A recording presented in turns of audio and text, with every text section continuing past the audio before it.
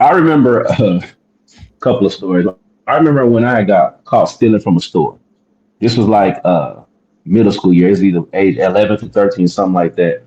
I remember I got caught stealing, and after all, my old man put belt to ass the real way. Yep. Um, so aside from the punishment, I remember he made me write like a 13-page letter about why it's wrong to steal. That letter was way worse than getting a whooping. I felt terrible. And I remember sitting at that kitchen table for about a week every night trying to figure out what to write. It was like, you better not be repeating yourself. I was like, damn, I got to figure out, I had to think my way through why was it wrong. Um, I remember I got through that. And I remember in high school, another situation where I forged like a hall pass so I can get out of class, something like that. And I got caught. And I remember my old man.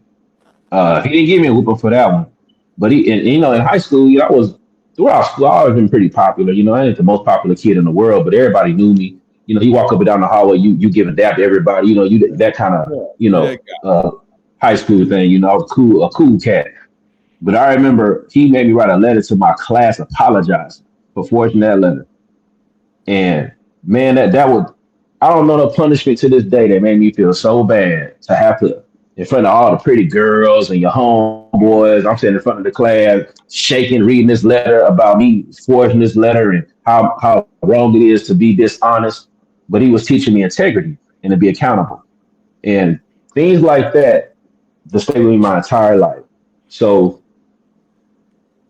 I don't want to go too far, and take up too much of time on many stories, but those are, where my values come from. Of course, my mother too. Don't get me wrong, but as far as man to man kind of situation on how to handle life, when you do things incorrect, and how to hold yourself accountable and having some integrity.